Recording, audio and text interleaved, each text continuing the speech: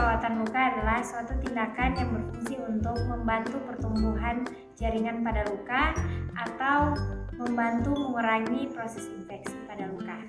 Tentunya dalam melakukan perawatan luka kita membutuhkan alat-alat. Nah, alat-alat yang akan kita gunakan dalam perawatan luka diantaranya ada underpad, gloves unsterile, plester, aplikator, basic dressing set, kemudian kidney basin atau bengkok, penggaris, gloves steril, tapi di sini tidak ada gloves steril. Kemudian ada normal salin, wadah penampung, dan siring 50 cc. Nah, jadi semua ini adalah alat-alat yang akan kita gunakan dalam perawatan luka. Nah, sebelum kita melakukan tindakan perawatan luka, tentunya kita perlu menjelaskan kepada pasien mengenai prosedur yang akan kita lakukan dan kenapa kita melakukan perawatan luka ini. Dan tentu saja alasannya adalah karena sudah ada order dokter untuk melakukan perawatan luka terhadap pasien tersebut. Tentunya sebelum kita menyentuh pasien, kita harus mencuci tangan kita terlebih dahulu menggunakan 6 langkah syarat cuci tangan menurut standar WHO.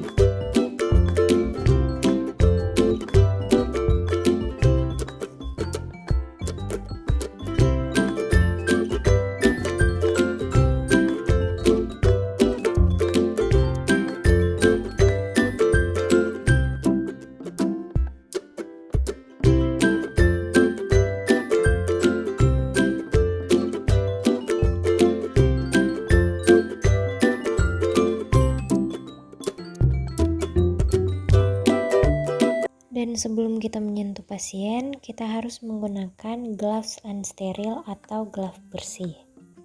Setelah itu, kita letakkan underpad di bawah lokasi yang akan kita lakukan perawatan luka.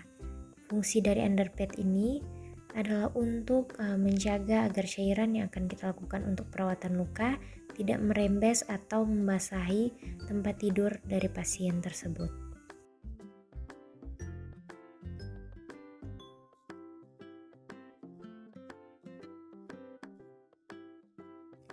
Setelah tempat yang akan kita lakukan perawatan luka aman, selanjutnya kita akan membuka pembalut atau pembungkus luka yang sudah terpasang.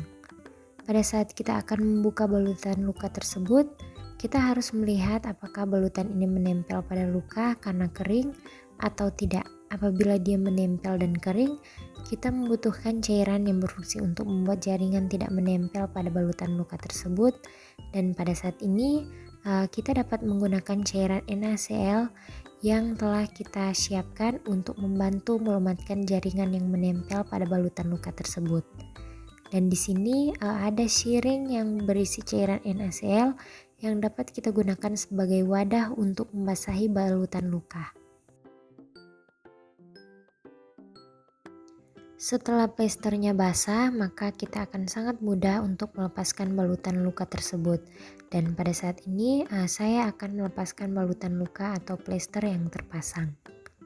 Pada saat kita membuka plester, kita akan langsung bisa melihat letak dari luka tersebut. Kemudian kita buang plester yang telah kita buka ke tempat yang disediakan. Setelah itu kita observasi keadaan luka. Yang perlu kita observasi yang pertama adalah ukuran dari luka tersebut.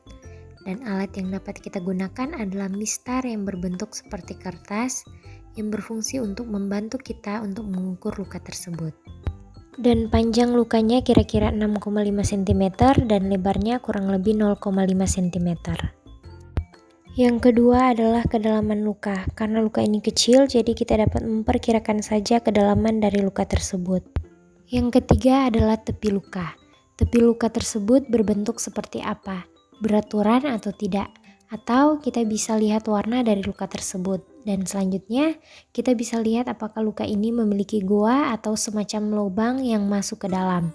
Dan kemudian kita lihat tanda-tanda infeksi dari luka tersebut, yaitu dari warnanya, rasa sakitnya, dari apakah ada cairan yang keluar dari luka yang dapat menandakan bahwa luka tersebut adalah infeksi.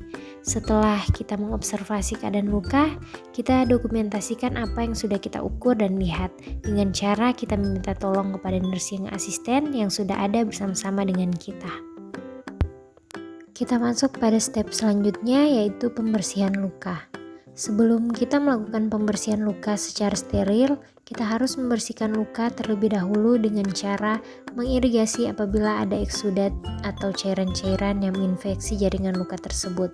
Dengan cara kita mengambil siring yang berisi normal salin dan kemudian kita irigasi luka tersebut.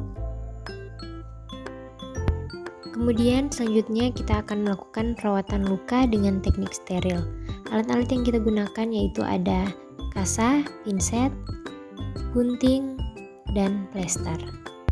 Nah, saat ini saya sudah menggunakan sarung tangan steril.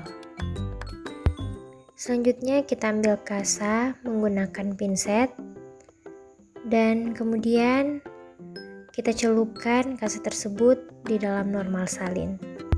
Saya akan melakukan pembersihan di luka, dan ini adalah luka yang tidak infeksi. Jika luka tidak infeksi, maka kita akan membersihkan luka tersebut dari dalam keluar. Kemudian sebaliknya, jika luka tersebut infeksi, maka kita akan membersihkan luka tersebut dari luar ke dalam. Setelah kita bersihkan, kita buang ke tempatnya. Setelah kita membersihkan luka tersebut, sekarang kita berikan obat yang telah diberikan oleh dokter menggunakan aplikator untuk membantu dalam pemberian obat. Sekarang kita oleskan obat tersebut di jaringan luka. Setelah obatnya selesai dioleskan, sekarang kita melakukan penutupan luka agar supaya luka tersebut tidak terkontaminasi dengan bakteri yang ada di luar. Karena luka ini kering, jadi kita menggunakan dressing yang normal atau biasa. Ini adalah kasa steril. Jika lukanya sudah tertutup seperti ini, otomatis lukanya sudah aman.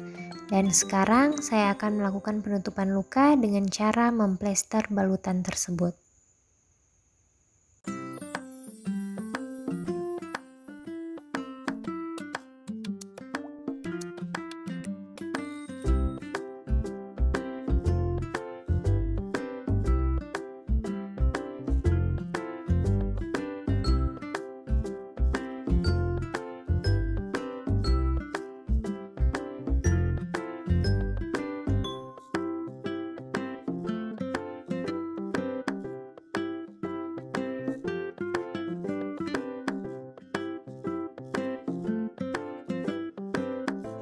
Setelah selesai melakukan tindakan, perawat merapikan kembali alat-alat yang telah digunakan.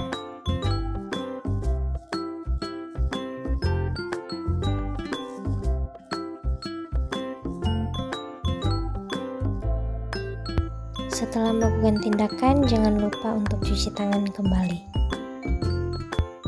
Setelah itu, kita jelaskan kepada pasien bahwa tindakannya sudah selesai dan prosedur yang sudah dilakukan itu sudah sesuai dengan SOP yang dilakukan.